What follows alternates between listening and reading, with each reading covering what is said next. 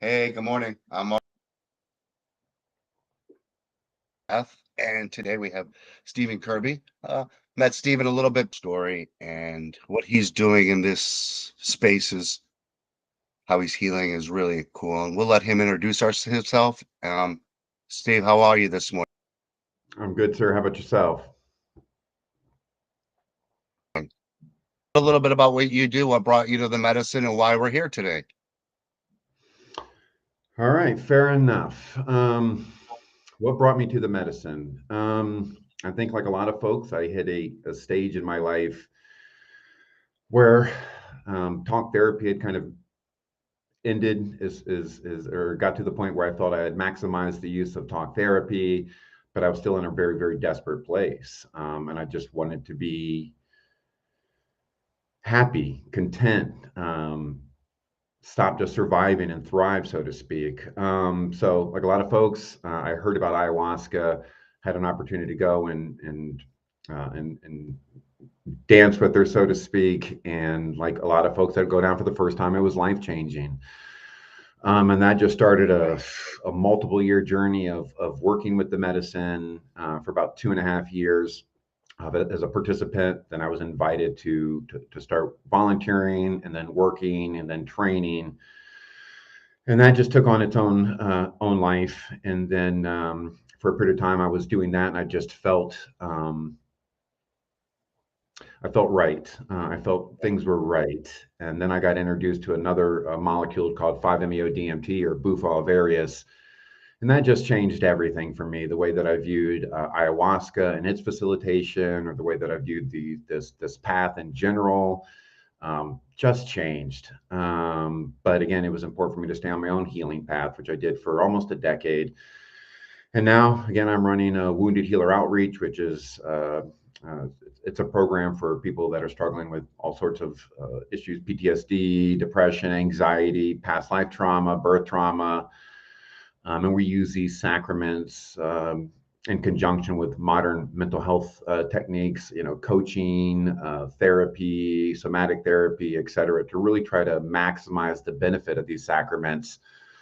So folks are really getting the healing that they need, and it's not a just one and done event where you come, you have a ceremony, and then you go home and you work on some integration. We want to create something that was more uh, something a little bit deeper, that would Yeah. hit and land with folks a little bit more profound. And Hmm. that's where we're at now. I run Wounded Healer Outreach, and our church is a DMT church. We're one of the first in the country, I think, that serve both ayahuasca and 5-MeO DMT, and it's called the Unchurch, and we're in Des Moines, Iowa. I'm sure a lot of people need, like, I don't know. I just feel when you throw that church name in there, it throws too much churchy into it. But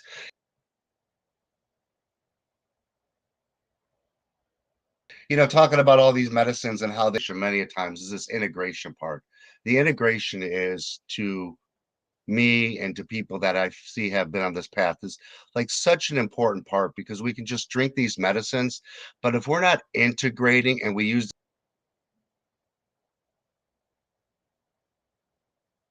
this word so vaguely, so fitted you on your path. Yeah, I think right, integration is a word that we hear a lot of. It's tossed Hmm. around quite a bit. I heard it when I was doing my ceremonies, but I didn't really completely understand it. So I do see a lot of folks potentially doing more medicine than needed. And then integration, like you said, it means different things for different folks and different organizations. I've Yes. traveled and sat in quite a few ceremonies, and I think for a lot, integration, like they'll call it an integration circle, I call it a share circle, right? It's just an Right. opportunity for people to share what their experience was. But for me, as I'm sitting in those circles and I hear the stories, and I saw this and the aliens, whatever it may be, the question always to me is like, well, did they give you anything that you could implement that's actually going to improve your life, right? That's what most Right. folks are coming for. They're coming for an experience that's going to help them navigate this matrix a little bit better. So the question is, Hmm. what did you receive, and then how do you implement that? Actually implement it. What's the action to actually put that into existence and put that Right. into place so that we're living a better existence here? Mhm. For most folks, it's just an experience. There's really no action plan. It's a share. And then they go about their business. And then again, they come back to the medicine, essentially trying to find more answers. But I mean, I just had a ceremony this last weekend, and someone that I've sat with a few times, and they were a little disappointed that the mother didn't give her the answers that she was looking for, and kind of Right. integration. It was discovered that you've already got all those answers, right? It's maybe Mhm. just not the answers that you want, or for a lot of folks, they're not packaged in this big bang psychedelic amazing experience where you're like, oh, that's the information I'm wanting.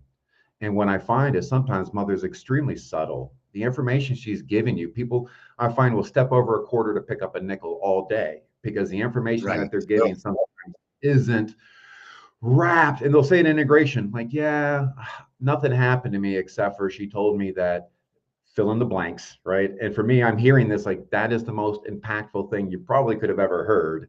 But because it wasn't wrapped in this shiny, beautiful, decorated egg, you just are stepping over it looking for Absolutely. something more exciting. So integration is helping people find those nuggets, right? And implement those nuggets in an actionable way to help improve their lives. Yeah.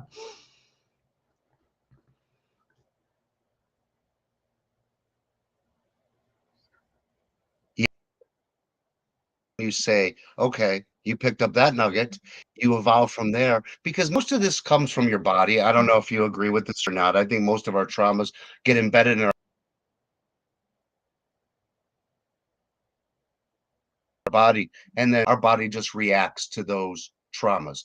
And these medicines have a way to get down there and root into those traumas, especially Bufo. Let's talk a little bit about Bufo because we all talk about ayahuasca. Everybody wants to jump to ayahuasca, but Bufo, there's an amazing medicine right there, and there's a lot of science behind it also.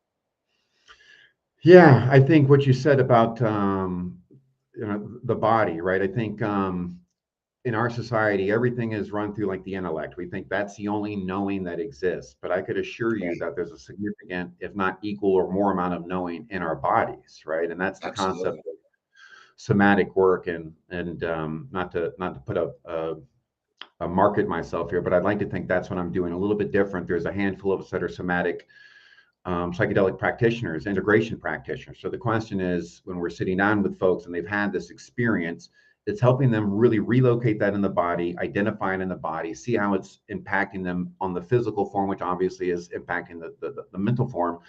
Then how do we use that as a resource? How do we access that again? So the somatic work, I think, is one of the most important work. And it leads to what you just mentioned, 5-MeO DMT or Bufo alvarius, which I think is it's like 20 years of somatic therapy in 15 minutes. It, Yeah, you know, it sure is. now, yeah, the analogy I use is, I always joke, I'm like, my wife has long hair. So it's like the shower drain gets plugged up, right? So the water is not flowing down there. So if you could view that as like your energy system as well, your chakra system, your energetic system, what the Bufo does is like a little liquid plumber, little liquid drainer going down that drain, and it's breaking up the hairs and breaking up all this energetic pattern, so to speak, that we've been programmed with for so long. And it helps flush it, right? It helps flush it. So now the water's moving a little bit smoother and the energy is moving a little bit smoother. But that's essentially what I find is one of the components or one of the major components of the healing of 5-MeO or Bufo is that somatic release when folks are offline is amazingly healing. Yeah. It is. It really is. It's this healing medicine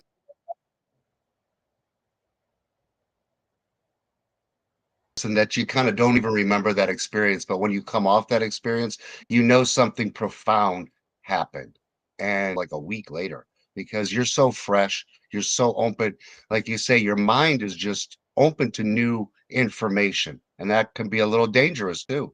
So, just Yeah, no, I think that's important. I there's a lot of great integration coaches out there, and this is not to take anything away from them, but for sure, with the Bufo experience, if I facilitate a Bufo experience, I tell folks you need to integrate.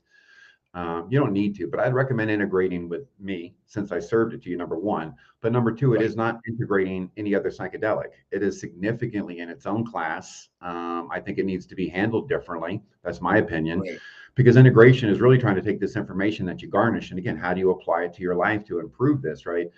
With Right. Bufo, it takes time to even understand what happened. You know, What with happened? Aya or some of the others, that it's happening on the mat. You're aware, you're present. It's malleable. You could work with it. Bufo is just an experience that happens to you, and that takes a minute to even realize what happened to me, right? So yeah, we work with folks that day and then the next day just to give them some hints of what it should look like or what it could look like as you're stepping out in the world. Now you have these Bufo glasses, so Right. all of your reality is going to have just a little slight change to it. So be aware of that. Find the subtleties in that. But yes, let's integrate that. But it is a different integration, I feel, than other medicines, at least originally or initially. After the first two, then you can go back to a little bit more of a standard integration. But that's a different molecule. Yeah, they are. I mean,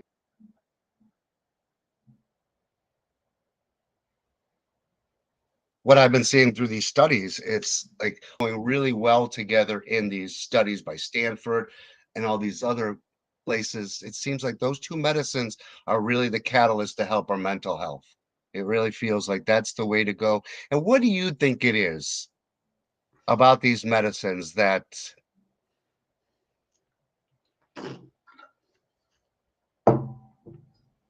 refocuses us? What do you think it is about these psychedelics that do? I am no scientist.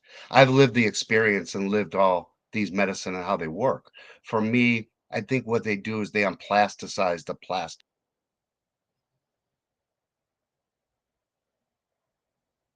around your mind for just a small time where you could get info.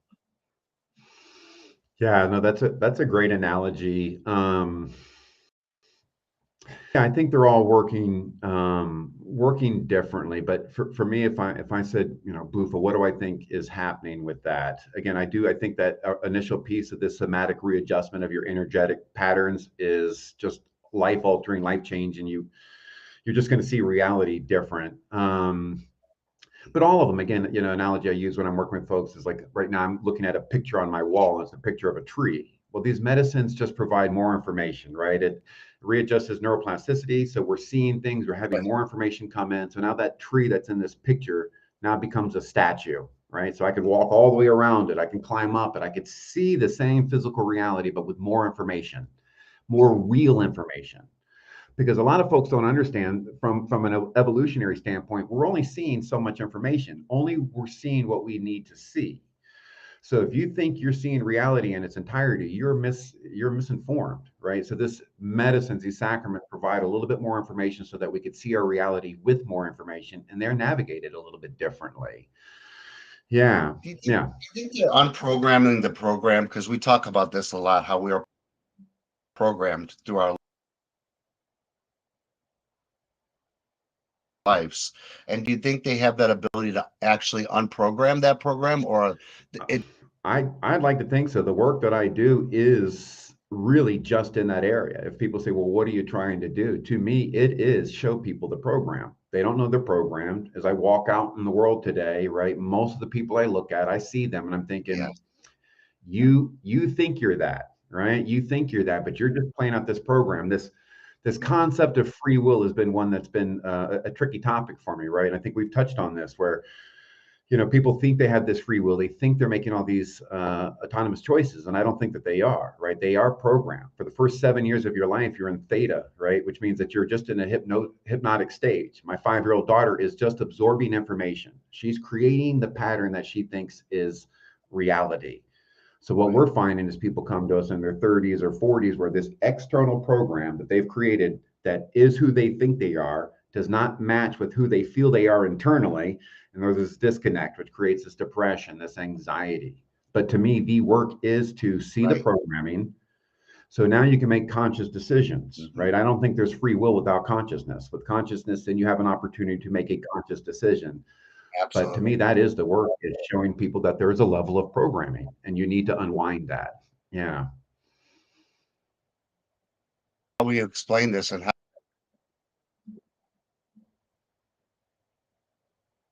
we, this is what we're trying to do here at the Plant Medicine Path. People about these medicines, because I don't know if we've come to a point right now that people are aware of these medicines and they think that it's just a one and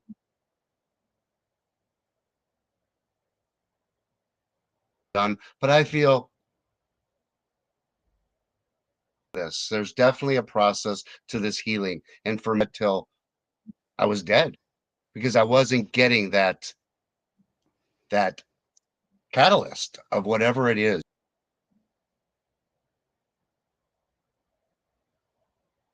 of whatever that chance to survive a little bit. I saw there was hope. So I'm really passionate about these medicines. I feel that, there's there's a there's some of us out there that want to be these so-called shamans and these drink these medicines and they come and they want to serve these certain ways. I feel that the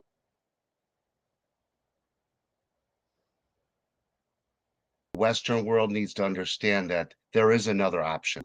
Relieve your mental health for once and for all, actually, because it is all about mental health for us.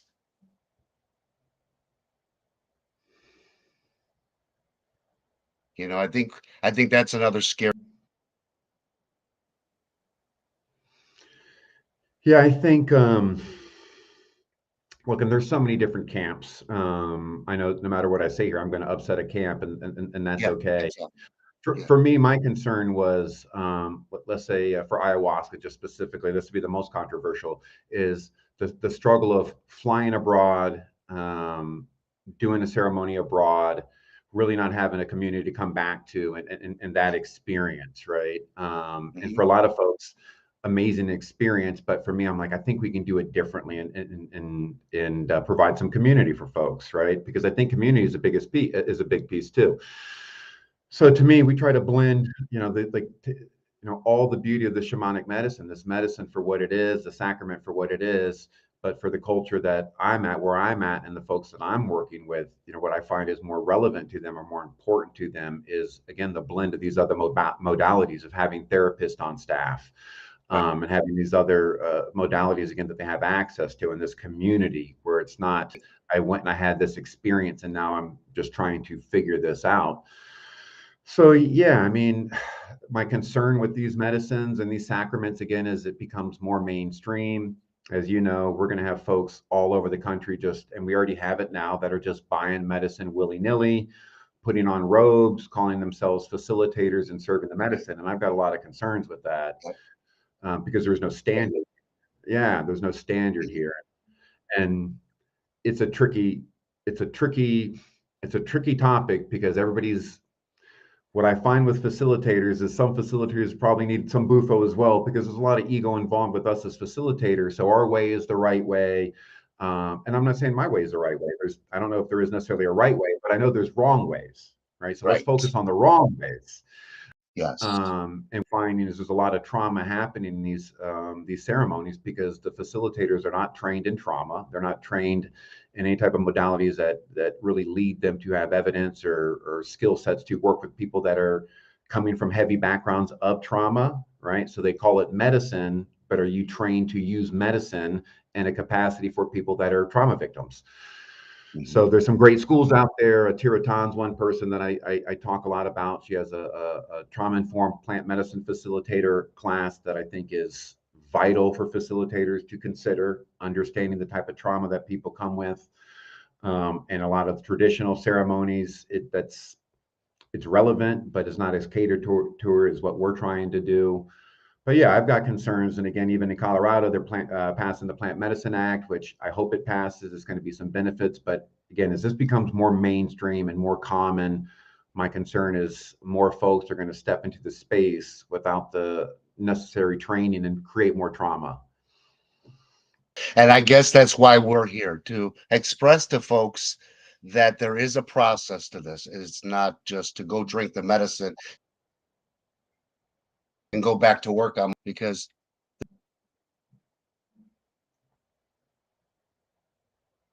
this is work. There's a lot of work involved here. It's probably work. I've seen results, and the results are what I see. I mean, I'm not into science so much. I'm into results. Seeing where somebody was in their addictive ways and seeing that can live up. Mm. Yeah, I mean, we'll end this conversation here a little bit, but let's talk about a little bit about your retreats. You're in Iowa, right? Do you want to talk about a little bit about that and what you do? sure. And again, it's important for folks to know that. And you've talked to me a million times. I've never tried to market to you. We keep small ceremonies. Yeah, we try to do 10 to 12 people because to me, No, it's you the don't. yeah, it's the connection and the community. I think that's important.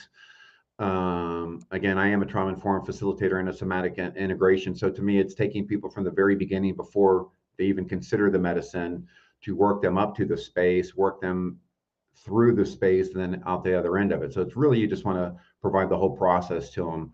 I also know that I'm just one human. I'm limited. I'm a male, so there's some limitations in that. So to me, Yep. the staff and the other help, the other trained facilitators are just vital. So I'd like to think that we're providing something for most people, but I do not take everybody. Again, I'm not necessarily looking for folks that are just looking for a neat experience. Those aren't really my people. Nothing Right. against them. I'm really looking for folks that are looking to heal, that have had some sort of traumatic event and are looking to move through that. So we meet with them, we decide which, with them, which modality makes the most sense. And then we create a plan for them and we walk them through that plan. It usually takes a couple months. So we're not usually a church where you show up, you have a ceremony, then you've vanished into the nether. It's usually you're part of a community and we keep that community tight so we can continue to help in any way that we can. You, you're doing it. You're Um, doing it like you're doing it like it's supposed to be done. You're creating the community around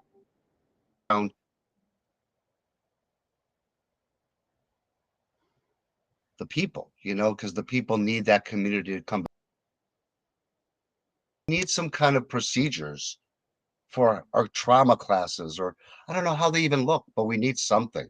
We need, because the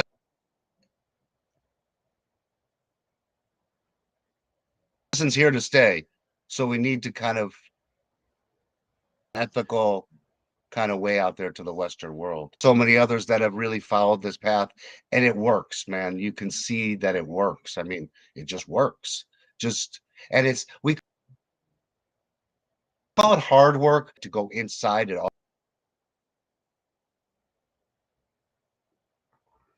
all to ourselves. So that's hard in itself, but this standard, we almost laugh at ourselves after a while. We almost get to laugh at how we are programmed. And then it's so silly. It's just so silly.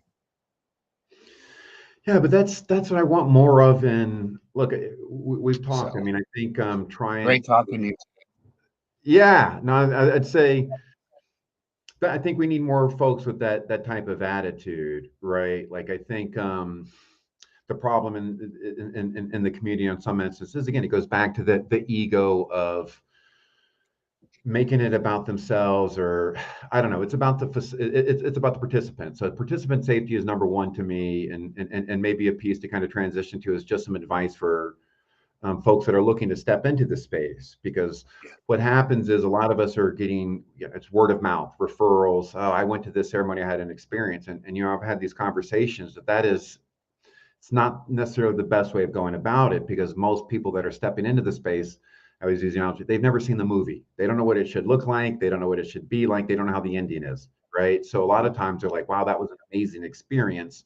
But behind the scenes, it was an absolute train wreck. And I've been involved in those. And there's one that's kind of close to both of us right now. We know a lot of folks who are supporting one particular group, and then come to find out that the group itself has been up to nefariousness, and come to find out that it is not a great place for folks to go. But yet, a good portion of the people that went there Right. were referring friends there, Yeah. not because they're bad people, but they were unaware of what was happening behind the scenes. So, to me, you're right. I'm trying to create or trying to find some sort of system to help participants find a ceremony. There's one website out there called safeceremonies.com. It's still in its infancy, but they're starting. They're trying to again have folks put in their retreat centers, and then allow folks to give it like a TripAdvisor rating, those types of things. That's okay. But it really, to me, is up to the participant to do some research. The tricky part is, again, I understand most participants are coming from a place of trauma. They're desperate for healing, right? I wanted it. I would have gone really anywhere that would have offered it to me, if I'm being honest with myself.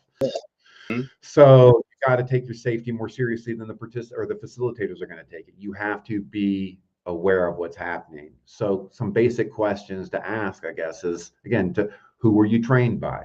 How long have you been trained? Did the medicine heal you of your trauma? Which to me, I know I'm talking on, I'm going to pause on that one because that's a big piece.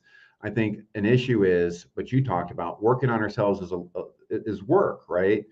So folks step into these spaces with a little bit of trauma, they get a little bit of healing, they see the power of this, and then something about it makes them feel that they should step into this space and also be facilitating and serving. And I understand that there's a need and a desire to help and have compassion for folks, but to me, we do need to heal ourselves. Nobody's ever perfectly healed, but if you're still carrying around heavy traumas, that is visible, and you could 100% feel that in the space, and you are going to put that into other people. There's no way around that. So again, it's not glamorous to work on ourselves. Nobody gives you attaboys like, hey, way to go, Hmm. Kerby. You're working on yourself last week, right? But you get the Yeah. attaboy helping somebody else. So that becomes this pull to like, oh yeah, I'm helping. Help yourself. Help yourself. Hmm. It's like the Yeah. analogy of putting the mask on yourself first on the airplane. So I guess that is again a concern. Participants really need to ask questions up front. They need to be skeptical, and really do a lot of research on what they're stepping into, so they are stepping into a safe space. Yeah, skeptical because this is your life, I mean, this is your life. You're changing the way you're going to live. And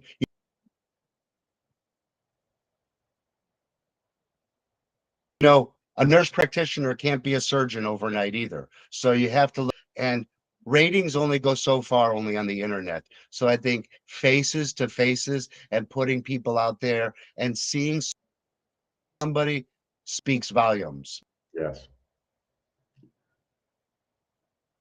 because you can really get a lot from watching somebody and Yes. how they Yeah, and that's a good one. I remember the first time I was going to go do Bufo, there was a young lady in Florida that I had reached out to that I was referred to. And they were like, yeah, fly down Friday. And I'm like, it's Monday. And I'm like, okay. I was like, can we talk on the phone prior to that? And they just couldn't make time for me to have a conversation. And even though I was desperate, something in my mind said, you're about to do the most powerful psychedelic on the planet. And this person doesn't have 15 minutes for a phone call. right. Those aren't your people, That, guys. Those aren't that's people. not the right person. Yeah, That's not the that's right not the right person. person. Yeah. Yeah, And especially when it comes to the Bufo. I'd say you need to be, I'll say this one, Warren, and I'll be quiet. If you're considering doing Bufo or 5-MeO DMT, you have better find the top quality facilitator, because you are going to be offline, right? If done properly, high probability you will be offline and not in the space. A good portion of the people that me and my partner are working with are people that have been traumatized by that medicine, by poor facilitation. People think it's easy because they could just light this pipe. It is mhm, reckless. It will change you forever. And if not done properly, it will jack you up forever. So I yeah, know I'm going to get a lot of flack from Bufo facilitators. I hear it all the time. You're scaring people away from the medicine. Good. Right. Good. You need to be understanding what you are stepping into in that space, and do your research. Do not take it lightly, or I will be mhm, working with you 6 months from now because you have not come back from your Bufo journey. And I'm just exhausted from having to have those conversations with people that have been traumatized in that space. It is the strongest psychedelic on the planet. Please listen to right. me when I say research your facilitator. Before I was able to put a pipe to anybody's mouth, I had taken that medicine personally 30 times. So I meet people all the time that have done it 2 or 3 times. Like, I'm going to serve that. Are you insane? Are you Yeah, absolutely out of your mind? Right? right. I had to see 1,000 processes before we're able to put hands on people. Right? So find a very well trained facilitator, especially for that one. It's not a light endeavor. Either it's definitely not.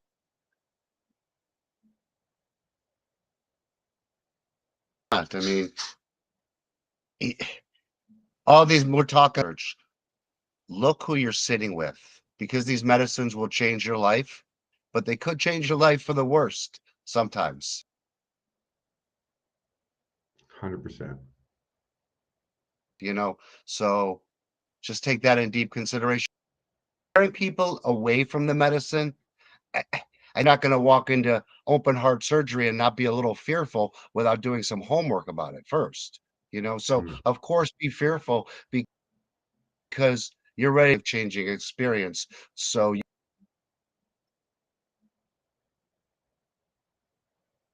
can't go into this life-changing experience and have some kind of agenda. You really do. Because these are powerful, powerful tools. They're not Agreed. drugs, they're medicines. They're healing medicines. Yeah, I just yeah, and again, for what it's worth, not trying to put a pitch out there, but if you go to the unchurchedchurch.com, that's the website, the unchurchedchurch.com, and go to the video sections. One of the videos on there is why not to do it. I'd like to hear more people talk about that as well, right? It's Absolutely. always about benefits and the beauty, and that's fantastic. But these medicines are not for everyone. That's just They're the way not. it is. They are not. They're not. And unfortunately, a lot of facilitators that have one tool, it's like they're a hammer and everything's a nail. We've got to also at some stage realize that that medicine isn't for this particular person and they need to go to somebody else. And your ego needs to allow that space to say, I am not everything to everybody. Nope. Yeah. Because we're not, Kerby. We're not everything. Us work to us. And those people eventually will we're in a different era right now. So, but love talking to you today. I think it was a great conversation. We'll do this again soon. Kerby, Wounded Healer It's Stephen Kirby, Outreach but everybody just in Des calls me Moines. Kirby just for that reason. There you Kirby's go. easy. All right, my Well, I friend. appreciate Great having me, sir. conversation. Yes, sir. Have a great Thank you, day. sir.